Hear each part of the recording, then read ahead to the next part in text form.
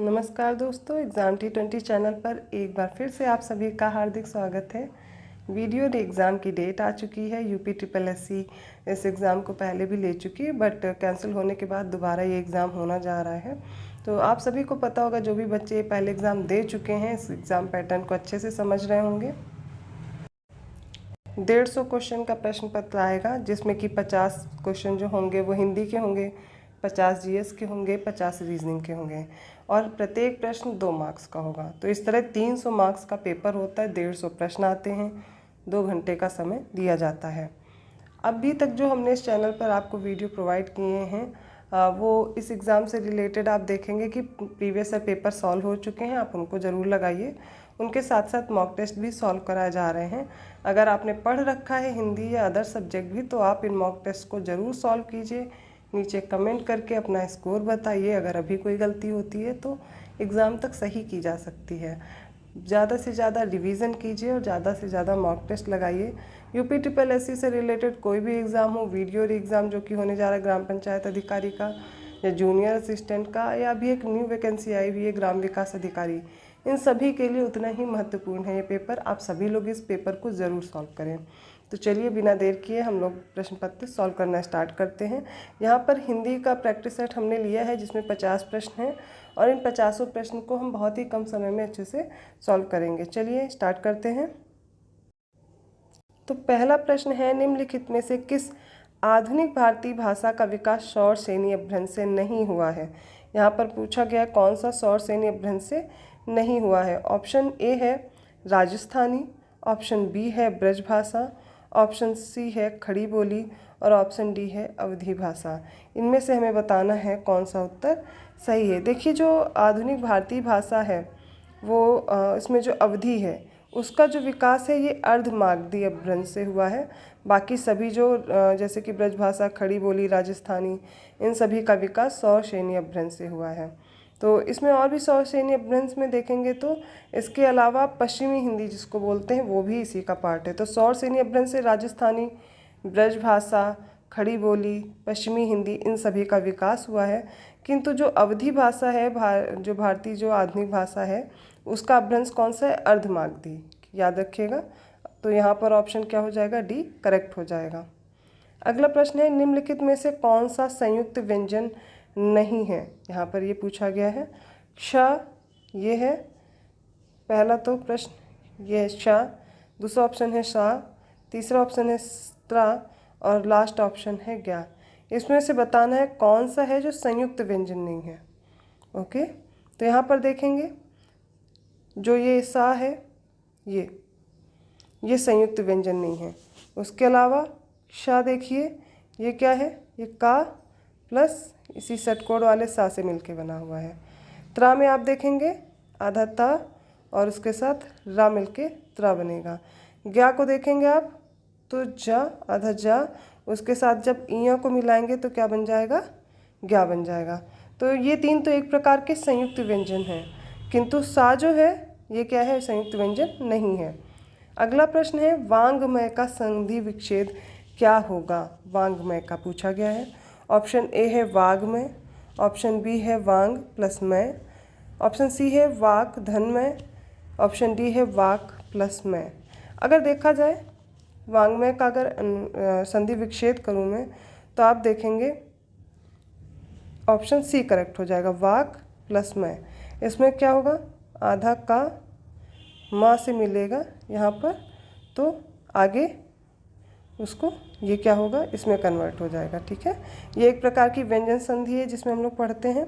व्यंजन संधि के जो एक नियम है उसमें जैसे का, च, ट, त, प, इन सब के बाद अगर न या मा आ जाए तो का, च, ट, त और पा ये अपने वर्ग के जो 5वें वर्ण हैं उसमें बदल जाते हैं। देखिए कैसे बदलेंगे, समझिए।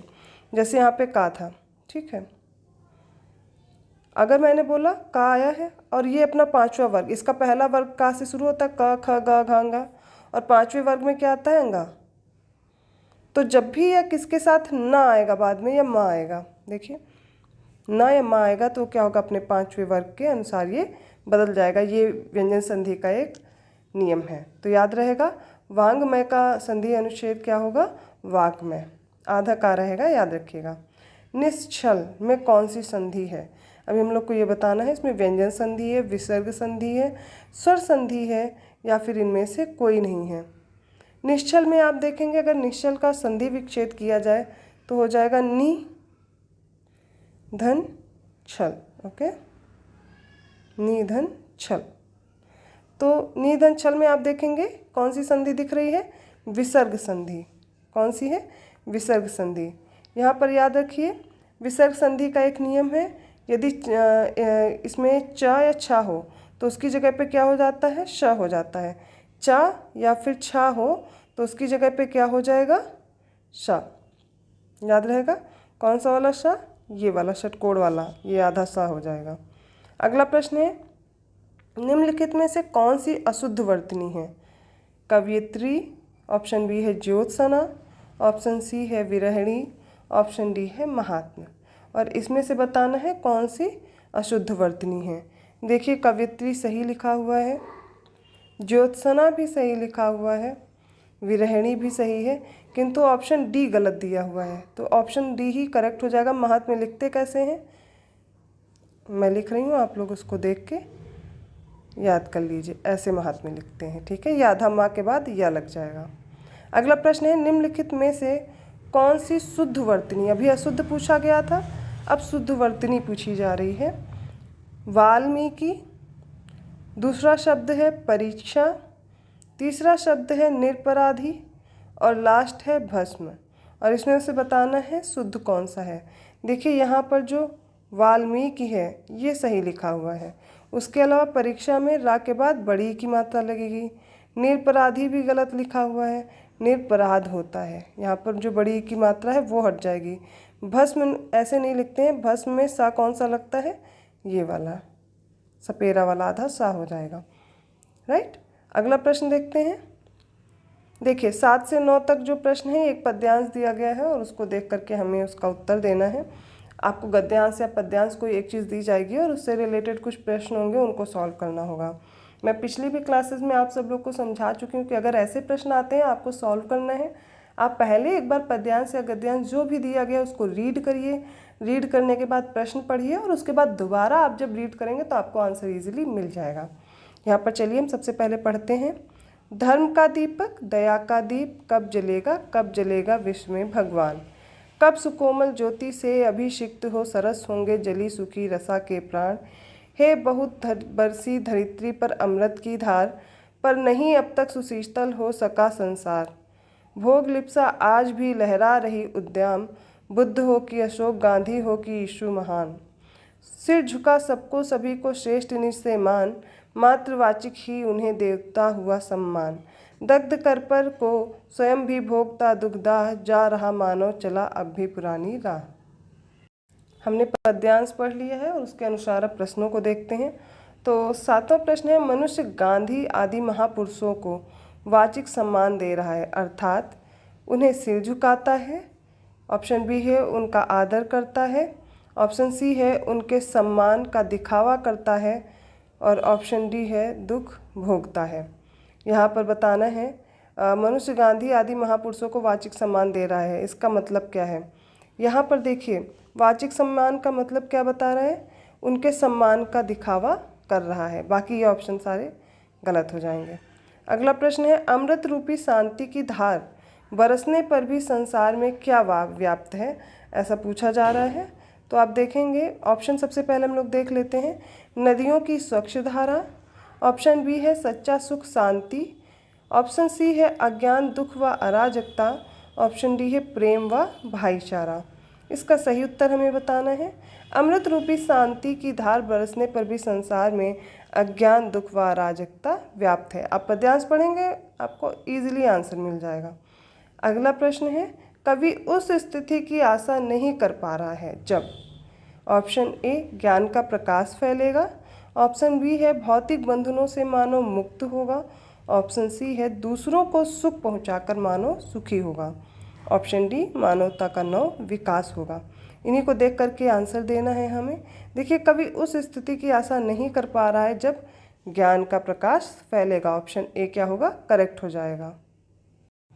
अब बताना है अगले प्रश्न में हिंदी में सर्वाधिक प्रयोग होने वाला विराम चिन्ह है। कौन सा विराम चिन्ह सबसे ज़्यादा प्रयोग होता है? पूर्ण विराम, अल्प विराम, योजक चिन्ह या विस्मयादि बोधक। देखिए सबसे पहले तो मैं आप लोग को चिन्ह बता दूं कौन सा। पूर्ण विराम में ऐसे लगाते हैं, अल्प विराम में जो ये कॉमा होता है, योजक चिन्ह में ये हो गया, और विस्मयादि बोधक ये। तो आपको चारों ये पता चल गए हैं। सबसे ज़्यादा जो यूज़ होता है वो है अल्प विराम। ऑप्शन क्या हो जाएगा? हिंदी में सर्वाधिक प्रयोग होने वाला जो विराम है वो अल्प विराम। इसका अर्थ क्या होता है? अल्प विराम का अर्थ है थोड़ी देर के लिए रुकना या ठहरना। अगला प्रश्न है निम्नलिखित में से कौन सा गुणवाचक विशेषण नहीं है? गुणवाचक विशेषण, ठीक है, देखते हैं। पुराना, दूसरा, काला, मोटा। देखिए पुराना, काला और मोटा एक प्रकार से क्या है? गुणवाचक संज्ञा है, गुण बता रहे हैं। किंतु जो दूसरा है विशेषण, दूसरा, ये क्या हो जाएगा? ये संख्यावाचक विशेषण है। किस प्रकार का है? संख्यावाचक, याद रखिएगा। अगला प्रश्न है निम्नलिखित शब्दों में से कौन सा शब्द अरबी भाषा का शब्द है?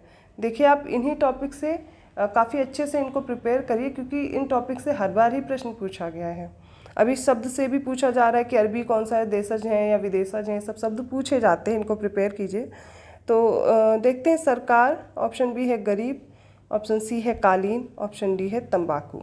इनमें से बताना है कौन सा है जो कि अरबी भाषा का शब्द है। देखेंगे इसमें जो गरीब है, गरीब शब्द, ये अरबी भाषा का है। सरकार कैसा है फिर? ये फारसी भाषा है। कालीन और तंबाकू दोनों क्या है? तुर्की भाषा है। तुर्की भाषा में कालीन भी है और तंबाकू भी है। सरकार कैसा? फारसी है। गरीब कैसा है? अरबी है। देखिए मैं सारे ऑप्शन आपको अच्छे से एक्सप्लेन कर रही हूँ, इसलिए आप अभी का अभी प्रिपेयर भी कर लीजिए मेरे साथ। अगला प्रश्न है निम्नलिखित में से कौन सा शब्द समूहवाचक संज्ञा नहीं है? यहाँ पर पूछा जा रहा है कौन सा समूहवाचक शब्द नहीं है। सभा, पहला जो ऑप्शन है वो है सभा। उसके बाद है दल, तीसरा ऑप्शन है तूफान, और चौथा ऑप्शन है गिरोह। देखिए सभा, दल और गिरोह एक प्रकार का समूह है, किंतु तूफान क्या है? यह समूहवाचक संज्ञा नहीं। किस प्रकार की है फिर संज्ञा? यह है जातिवाचक संज्ञा। याद रखिएगा, तूफान कैसी है? जातिवाचक संज्ञा है। और समूहवाचक कौन सी है? जो किसी समूह या वस्तु के समूह का, व्यक्ति के समूह का जब बोध कराए। तो सभा भी व्यक्तियों का समूह है, दल भी है, गिरोह भी है, तो ये एक प्रकार से क्या हो जाएगा? समूहवाचक संज्ञा। किंतु तूफान में क्या है? जातिवाचक संज्ञा है। अगला प्रश्न है निम्नलिखित में से संबंध वाचक जो सर्वनाम है वह कौन सा है?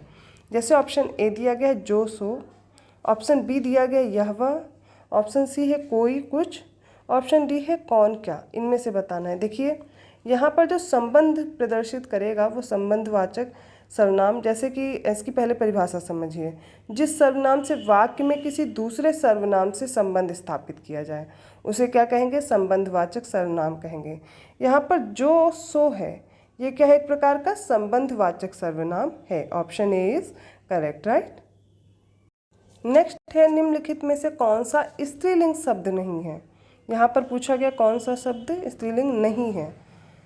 टोपी, भूख, प्यास और दही, इनमें से बताना है। तो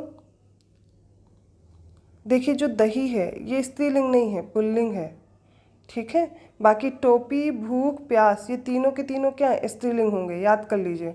टोपी, भूख, प्यास स्त्रीलिंग है, लेकिन दही कैसा है? पुल्लिंग है, और ये कई बार पूछा भी गया है। ऑप्शन डी करेक्ट हो जाएगा। नारी का बहुवचन क्या होगा? नारियाँ, नारिये, नारियों, या इनमें से कोई नहीं। तो देखिए जो इनमें सारे ऑप्शन हैं वो तो सारे ही गलत दिए गए हैं। यहाँ पर अगर चंद्र बिंदु लगी होती ये ऐसे, तो नारियाँ लिखा जाता है। नारियों का बहुवचन क्या होता है? मतलब नारी का बहुवचन नारियाँ। यहाँ पर क्या प्रत्यय लगाते हैं? अंतिम में इयाँ जोड़ देते हैं ऐसे, तो वो क्या हो जाएगा? बहुवचन बन जाएगा नारी के साथ, अगर हमें बनाना है। जो कि ईकारांत या ईकारांत स्त्रीलिंग संज्ञाओं में अंतिम ई या ई को इया कर देने पर बहुवचन बन जाता है। अभी जब आप लोग पढ़ेंगे, जब स्त्रीलिंग से पुल्लिंग में कन्वर्ट करते हैं या वचन कन्वर्ट करते हैं, तो आप ये रूल भी सीख जाएंगे। अगला प्रश्न है हिमालय से गंगा निकलती है, वाक्य में कौन सा कारक है? से है, विभक्ति चिन्ह क्या है? से है, और अलगाव के लिए भी है, तो कौन सा होगा? ऑप्शन ए है कर्ता कारक, ऑप्शन बी है कर्म कारक, ऑप्शन सी है संप्रदान कारक और ऑप्शन डी है अपादान कारक। देखिए यहाँ पर जो अपादान कारक है इसका विभक्ति चिन्ह होता है से और अलग होना, तो हिमालय से गंगा निकलती है मतलब अलग हो रही है, अलग होने का भाव प्रकट हो रहा है, हिमालय से अलग होकर के गंगा बह रही है। इसलिए यहाँ पर कौन सा उत्तर सही हो जाएगा? अपादान कारक डी ऑप्शन। जैसे पेड़ से पत्ते गिरते हैं, अलग हो रहे हैं ना, तो यहाँ पर भी क्या होगा? अपादान कारक होगा। अगला प्रश्न है, दो या दो से अधिक धातुओं और दूसरे शब्दों के संयोग से यह धातुओं में प्रत्यय लगाने से बनने वाली क्रिया है। कौन सी क्रिया है? प्रेरणार्थक क्रिया है, ऑप्शन बी है यौगिक क्रिया है, ऑप्शन सी नाम धातु क्रिया है, या ऑप्शन डी है संयुक्त धातु क्रिया है। देखिए दो या दो से अधिक धातुओं और दूसरे शब्दों के संयोग से अथवा धातुओं में जब प्रत्यय लगाने से जो क्रिया बनती है उसे यौगिक क्रिया कहते हैं। जैसे चलना, चलाना, हंसना, हंसाना, तो यहाँ पर ये क्या हो जाएगा? यौगिक क्रिया हो जाएगी। क्या उत्तर होगा? यौगिक क्रिया, ऑप्शन बी करेक्ट हो जाएगा। जिस काल में एक क्रिया का होना दूसरी क्रिया के होने पर निर्भर करता है, यह किस प्रकार वह है, क्या है? ऑप्शन ए सामान्य भविष्य, ऑप्शन बी है संभाव्य भविष्य और ऑप्शन सी है हेतु मत भविष्य, या फिर ऑप्शन डी है इनमें से कोई नहीं। यहाँ पर सही उत्तर हो जाएगा सी। जिस काल में एक क्रिया का होना दूसरी क्रिया के होने पर निर्भर करता है वह हेतु मत भविष्य होता है। जैसे वह आए तो मैं जाऊँ, तो यह एक प्रकार से क्या होगा? एक क्रिया का होना दूसरी क्रिया पर निर्भर कर रहा है। वह कहे तो मैं खाऊं, इस प्रकार होगा। अगला प्रश्न है, निम्नलिखित में से अंतःस्थ व्यंजन कौन से हैं? वर्णमाला आप लोग बहुत अच्छे से प्रिपेयर करिए क्योंकि वर्णमाला से ज़्यादा प्रश्न इस पेपर में पूछे जाते हैं। अगर आप चाहते हैं इनको अच्छे से सॉल्व करना, इसके लिए एक वीडियो अवेलेबल है एग्जाम T20 चैनल पर, आप जाइए उसे सर्च कीजिए वर्णमाला को और अच्छे से प्रिपेयर करिए। उसके बाद आपके कोई भी प्रश्न गलत नहीं होंगे। एक ही वीडियो में पूरी क्लास कंप्लीट की गई है, पूरी वर्णमाला कंप्लीट करा दी गई है। यहाँ पर बताना है अंतःस्थ व्यंजन कौन से हैं। अभी हमारे साथ याद कर लीजिए, य, र, ल, व। ए ऑप्शन जो है वो करेक्ट है। वो एक प्रकार का क्या है? अंतःस्थ व्यंजन है। कैसे हैं? अंतःस्थ, या, र, ल, व। याद रहेगा। ये देखिए ये संयुक्त व्यंजन है, क्ष, त्र, ज्ञ, श्र। याद रहेगा। अब ये क्या है? स, स, ह। ये एक प्रकार से ऊष्म व्यंजन है। आप वर्णमाला पढ़िए और वहाँ से ज़रूर इनको प्रिपेयर करिए। और ये एक प्रकार के स्पर्श व्यंजन है। अगला प्रश्न है, निम्नलिखित में से कौन सा नि उपसर्ग का अर्थ है? ऑप्शन ए निषेध, ऑप्शन बी अभाव, ऑप्शन सी है विशेष, ऑप्शन डी है उपयुक्त सभी। देखिए नि का अर्थ होता है निषेध। क्या होगा उत्तर? निषेध। ऑप्शन ए करेक्ट हो जाएगा। नि उपसर्ग से बनते जैसे निकम्मा, निडर है, निहत्था है, ये एक प्रकार के क्या है? नि उपसर्ग से बने हुए शब्द हैं। ऑप्शन ए करेक्ट हो जाएगा। अगला प्रश्न है, निम्नलिखित में से तत्सम शब्द कौन सा है? सूरज, स्वर्ण, कुआं, कपूत। हाँ, इतने हैं आपको ऑप्शन दिए गए और इसमें से बताना है कौन सा शब्द तत्सम है। देखिए तत्सम और तद्भव में आप डिफरेंस रखिएगा। इसमें जो सूरज है, कुआं है, कपूत है, ये एक प्रकार से क्या है? देखिए ये एक प्रकार से तद्भव शब्द हैं। स्वर्ण क्या है? स्वर्ण तत्सम है। इसका तद्भव क्या होता है? सोना होता है। बाकी सारे क्या हैं? तद्भव हैं। तो फिर सूरज का तत्सम क्या होगा? सूर्य। क्या होगा? सूर्य। कुआं का क्या होगा? कूप। कपूत का क्या होगा? कुपुत्र। क्या हो जाएगा? कुपुत्र। कपूत का कुपुत्र। सारे ऑप्शन याद रहेंगे। गीता ने आम खाया है, इस वाक्य में कौन सा काल है? ये हमें बताना है। ऑप्शन ए है आसन्न भूत, ऑप्शन बी है सामान्य भूत, ऑप्शन सी है संदिग्ध भूत, या ऑप्शन डी है अपूर्ण भूत। देखिए इसमें जो सेंटेंस दिया गया है गीता ने आम खाया है, ये आसन्न भूत है। इस काल में क्रिया की समाप्ति निकट भूत में या तत्काल ही सूचित होती है, तो उसे क्या कहते हैं? आसन्न भूत। अगला प्रश्न है, निम्नलिखित में से कौन सा स्थानवाचक अव्यय है? ऑप्शन ए है आज, ऑप्शन बी है अधर, ऑप्शन सी है यहाँ और ऑप्शन डी है ऊपर। बताइए इसमें कौन सा उत्तर होगा। आप लोग अपने उत्तर कमेंट भी करिएगा, आपके कितने क्वेश्चन करेक्ट हैं आप एक पास लिख सकते हैं, और कहाँ पे क्या गलती हो रही है वो यहीं पर तैयार कर लेंगे। यहाँ पर देखेंगे जो इसका उत्तर होगा ऑप्शन सी। यहाँ जिस अव्यय से स्थान का बोध होता है उसे स्थानवाचक अव्यय कहते हैं। जैसे यहाँ, वहाँ, कहाँ, जहाँ, इधर। अब ये इधर उधर ये सब नहीं होंगे, ठीक है, ये नहीं होंगे। अगला प्रश्न है यथासंभव में कौन सा अव्यय है? रीतिवाचक क्रिया विशेषण, परिमाणवाचक क्रिया विशेषण, यौगिक क्रिया विशेषण या मूल क्रिया विशेषण। देखिए यथासंभव में रीतिवाचक क्रिया विशेषण अव्यय है। देखिए और जैसे कि रीतिवाचक में और शब्द क्या क्या हो सकते हैं? शायद, अवश्य, परस्पर, यथाशक्ति, धीरे, अचानक, ये सब इसी के उदाहरण हैं। अगला प्रश्न देखते हैं निम्नलिखित में से कौन सा तद्भव शब्द है? तद्भव पूछा गया। अमी, उलूक, हस्त, इष्टिका, ये 4 ऑप्शन दिए गए हैं और इनमें से हम लोग को बताने हैं कौन सा उत्तर सही है। चलिए देखते हैं। उलूक, इष्टिका, हस्त, ये एक प्रकार से तत्सम शब्द हैं। अमी तद्भव है तो इसका तत्सम क्या होगा? अमृत।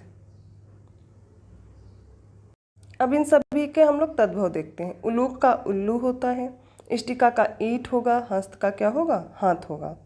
मुझसे बैठा नहीं जाता, इसमें कौन सा वाच्य है? कर्तावाच्य, भाववाच्य, कर्मवाच्य या फिर इनमें से कोई नहीं। देखिए उपयुक्त वाक्य में भाववाच्य है। कौन सा है? भाववाच्य। ऑप्शन बी करेक्ट होगा। देखिए क्रिया का वह रूपांतर जिससे वाक्य में क्रिया अथवा भाव की प्रधानता का बोध हो तो वहाँ पर क्या हो जाएगा? भाववाच्य हो जाएगा। अगला प्रश्न है नयन में किस किस प्रत्यय का प्रयोग हुआ है? ए है यन, बी है अन, सी है एन और डी है आन। देखिए नयन में अन प्रत्यय जुड़ा हुआ है, ठीक है। कौन सा प्रत्यय है? अन, याद रहेगा। अगला प्रश्न है विचार में एक प्रत्यय लगाने से शब्द है। अगर एक प्रत्यय लगा देंगे तो क्या बनेगा? वैचारिक, विचारिक, विचौरिक या फिर वैचारिक। हमें बताना है इसमें कौन सा सही उत्तर होगा। देखिए वैचारिक बनेगा। क्या होगा? विचार में जब एक प्रत्यय लगेगा तो क्या बनेगा? वैचारिक। जैसे कि अलंकार में लगा दें तो अलंकारिक, तार्किक, नैयानिक, वैज्ञानिक, वैदिक, ये सब क्या है? इसी तरह बनते हैं। अगला प्रश्न है निम्नलिखित में से कौन सा वाक्य शुद्ध है? ऑप्शन ए है सारा राज्य उसके लिए थाती था। दूसरा ऑप्शन है मैं आपका दर्शन करने आया हूँ। तीसरा ऑप्शन है मैं आपकी श्रद्धा करता हूँ। चौथा ऑप्शन है अभंग एक प्रकार का मराठी छंद होता है और हमें बताना है कौन सा सही है। यहाँ पर देखिए सारा राज्य उसके लिए थाती था, ये देखिए, और आगे के सारे पहले एक बार ढंग से पढ़ लीजिए। यहाँ पर जो ऑप्शन ए है ये शुद्ध है, बाकी सारे क्या हैं? अशुद्ध है। यहाँ पर मैं आपका दर्शन करने आया हूँ, यहाँ पर मैं आपके दर्शन करने आया हूँ होगा, ठीक है। मैं आपकी श्रद्धा करता हूँ, यहाँ पर श्रद्धा गलत दिया गया है। जैसे मैं आपकी श्रद्धा, मैं आप पर श्रद्धा करता हूँ, ये हो सकता है। अगला है अभंग एक प्रकार का मराठी छंद होता है। यहाँ पर क्या गलती हुई है? यहाँ पर अभंग में जैसे प्रकार का होता है तो अभंग एक मराठी छंद है, ऐसा वाक्य बनेगा। अगला प्रश्न है निम्नलिखित में से कौन सा विशेष शब्द नहीं है? निषेध, लाज, विपन्न या फिर पुष्टि। देखिए यहाँ पर जो विपन्न शब्द है ये विशेष नहीं है, बाकी निषेध, लाज, पुष्टि ये सारे विशेष शब्द हैं। अगला प्रश्न है निम्नलिखित में से असंगत का चयन कीजिए। अब देखते हैं कौन कौन से असंगत हैं। सबसे पहला है जो किए गए उपकारों को मानता हो, उसे क्या बोल रहे हैं? कृतज्ञ। क्या बोल रहे हैं? कृतज्ञ। अगला ऑप्शन है भविष्य में होने वाला, उसको क्या बोल रहे हैं? भावी। क्या बोलेंगे? भावी। अगला है जानने की इच्छा रखने वाला, जानने की इच्छा रखने वाला उसको बोल रहे हैं जिज्ञासा। जो सब में व्याप्त हो उसे क्या बोल रहे हैं? सर्वव्यापी। जो जानने की इच्छा रखता है उसको बोलते हैं जिज्ञासु। ये प्रश्न काफ़ी इंपॉर्टेंट है, जिज्ञासु, जिजीविषु, ये पूछा जाता है। बाकी सारे क्या है? करेक्टली मैच्ड हैं और इनको याद कर लीजिए। नेक्स्ट है निम्नलिखित में से रासव किसका पर्यायवाची है? शब्द याद रखिए कौन सा पूछा गया है? रासव। तो चलिए इसको देखते हैं। इसका अर्थ है ए ऑप्शन चोर, बी ऑप्शन जल, सी ऑप्शन गधा या फिर डी ऑप्शन चंद्र। तो देखिए, और रासव किसका पर्यायवाची है? गधा का। इसके और पर्यायवाची क्या क्या होते हैं? खर, गर्दभ, दूषण, बेशर, ये सब किसके हैं? रासव के ही पर्यायवाची हैं। निम्नलिखित में से कौन सा शब्द विशेषण नहीं है? ऑप्शन ए लोभी, ऑप्शन बी प्राची, ऑप्शन सी निषिद्ध और ऑप्शन डी भूखा। देखिए यहाँ पर जो प्राची शब्द दिया गया है ये एक प्रकार का विशेषण नहीं है। क्या है? विशेष है, विशेष है, जिसका विशेषण क्या होता है? प्राच्य। प्राची का विशेषण प्राच्य होता है, ये एक प्रकार का विशेष है। बाकी लोभी, निषिद्ध, भूखा ये क्या है? ये सारे विशेषण हैं। निम्नलिखित में से कौन सा युक्ति संगत विलोम शब्द नहीं है? नहीं है पूछा गया, ये याद रखिए। ए ऑप्शन उग्र और सौम्य, बी ऑप्शन कनिष्ठ और ज्येष्ठ, सी ऑप्शन जड़ और स्थावर और ऑप्शन डी है गरल और सुधा। देखिए यहाँ पर कौन सा ऑप्शन गलत है? सी ऑप्शन गलत है, जड़ और स्थावर। बाकी सारे क्या हैं? सही दिए गए हैं। इनको याद कर लीजिए। जड़ का विलोम क्या होगा? चेतन होता है। क्या होता? चेतन। और स्थावर इसका होता है जंगम। ठीक है, स्थावर का क्या है? जंगम है। जड़ का चेतन है। उग्र का विलोम है सौम्य, कनिष्ठ का है ज्येष्ठ, गरल का क्या है? सुधा। ऑप्शन सी करेक्ट है। अब बताना है धीरे धीरे में कौन सा समास है। ऑप्शन ए द्वंद्व समास, ऑप्शन बी अव्ययी भाव, ऑप्शन सी है कर्मधारय या ऑप्शन डी द्विगु समास। चलिए धीरे धीरे में देख लेते हैं। यहाँ पर क्या होगा ऑप्शन? यहाँ पर याद रखिए अव्ययी भाव। कौन सा है? अव्ययी भाव। अब ये अव्यय भाव क्यों है? देखिए, अव्यय का अर्थ होता है अव्यय हो जाना। देखिए, यह क्रिया विशेषण अव्यय का काम करता है। अव्ययी भाव समास में सबसे पहले तो याद रखिए कि पहले पद की प्रधानता होती है। जैसे रातों रात, धीरे धीरे, अभी हम लोगों ने ऑप्शन देखा, आमने सामने, बीचों बीच, तो ये सब किस प्रकार के समास हैं? अव्ययी भाव। ठीक है। बाकी द्विगु में संख्या होती है, द्वंद्व में आपस में अपोजिट ऐसे होते हैं, बीच में उसमें भी ऐसे निशान होता है, योजक चिन्ह होता है, जरूरी नहीं सब में हो। किस समास में पहला पद संख्यावाचक होता है?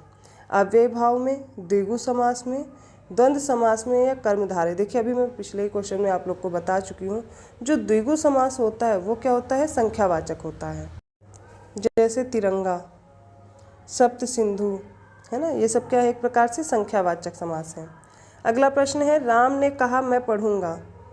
इस वाक्य में मैं पढ़ूंगा है क्या है? संज्ञा उपवाक्य है, बी ऑप्शन है विशेषण उपवाक्य है, ऑप्शन सी है क्रिया विशेषण उपवाक्य है, या फिर ऑप्शन डी है उपयुक्त में से कोई नहीं है। देखिए, इसमें जो मैं पढ़ूंगा संज्ञा उपवाक्य है। कैसा है? राम ने कहा कि मैं पढ़ूंगा, ये क्या है? संज्ञा उपवाक्य है। ऑप्शन ए करेक्ट हो जाएगा। देखिए, इसमें क्या होता है? जो आश्रित उपवाक्य संज्ञा की तरह प्रयोग किए जाते हैं उसे क्या कहते हैं? संज्ञा उपवाक्य। अगला प्रश्न है, अब मैं क्या करूं? इस वाक्य में कौन सी वृत्ति है?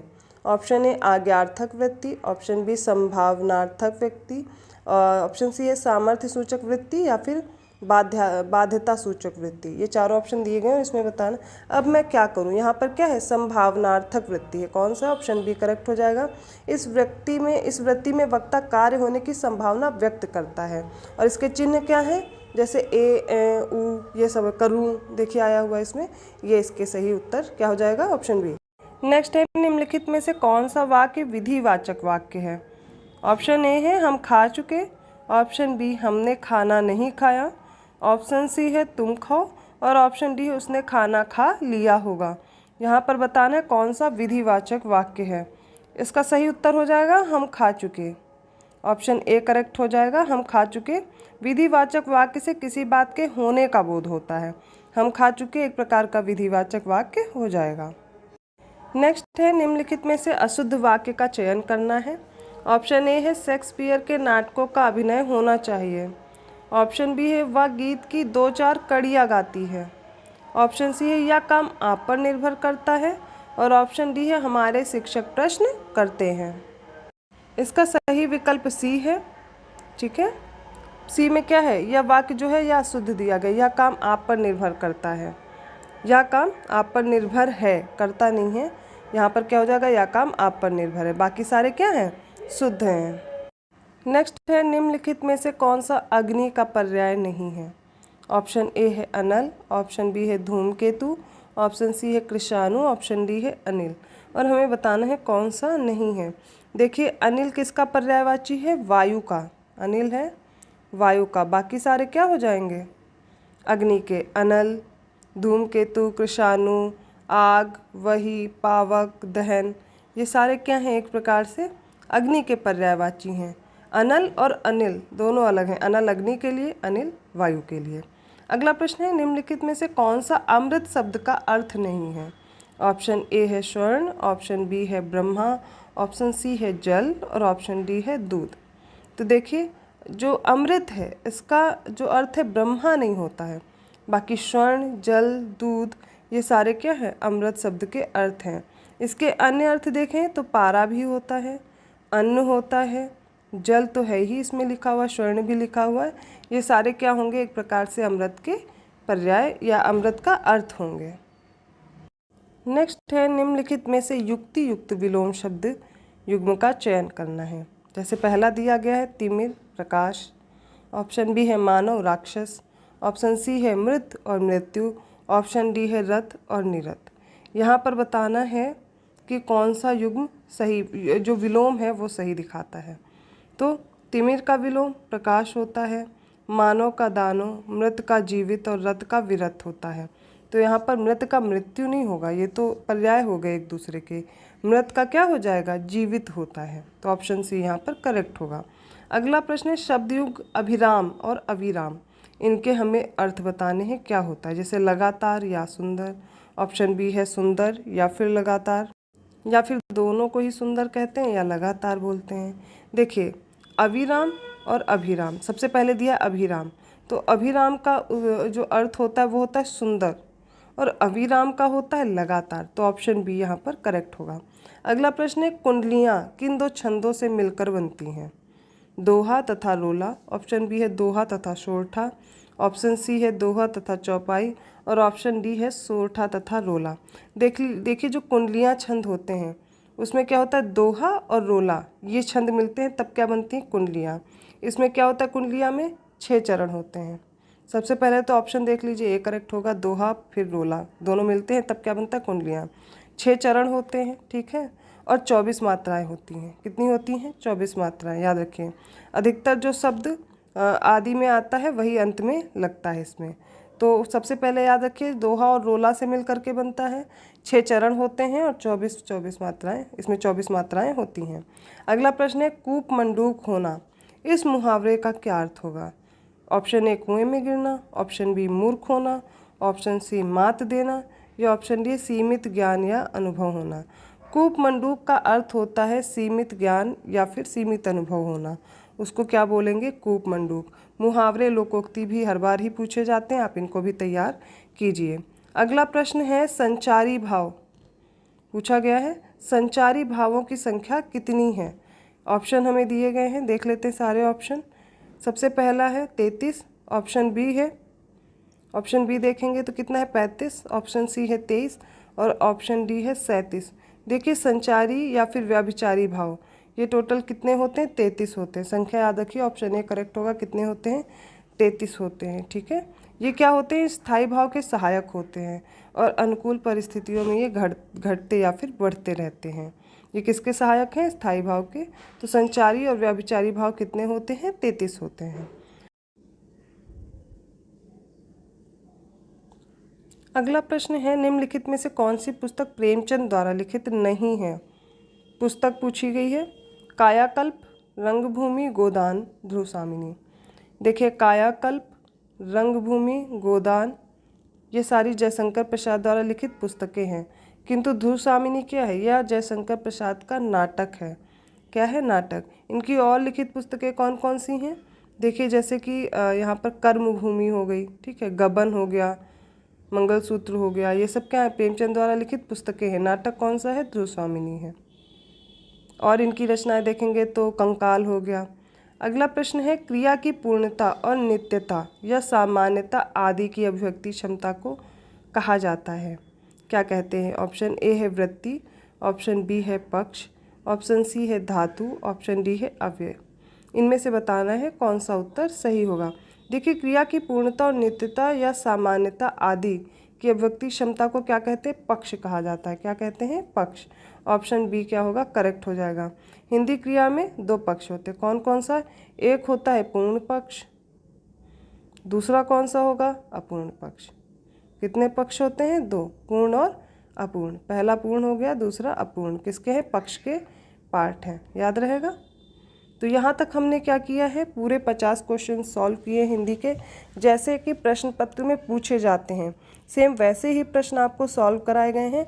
ज़्यादा से ज़्यादा प्रैक्टिस सेट लगाइए, नोट्स का रिवीजन कीजिए। अगर आपको वीडियो अच्छा लगा तो प्लीज़ लाइक ज़रूर करें और लोगों को भी शेयर करें। ये सिर्फ वीडियो एग्ज़ाम के लिए नहीं है, UPSSC का कोई भी एग्ज़ाम हो जिसमें भी हिंदी पूछी जाती है या फिर अदर कोई एग्ज़ाम हो जिसमें हिंदी आती है, उन सभी के लिए उतना ही महत्वपूर्ण है। आप इन सारे प्रश्न को सॉल्व कीजिए। अगर किसी भी प्रश्न में आपको दिक्कत आ रही है, आप कमेंट करके बता सकते हैं। अपना स्कोर भी कमेंट करके ज़रूर बताएं। अगर आपको वीडियो अच्छा लगा लाइक कीजिए। अगर आपके लिए हेल्पफुल है तो प्लीज़ चैनल को सब्सक्राइब करना ना भूलें।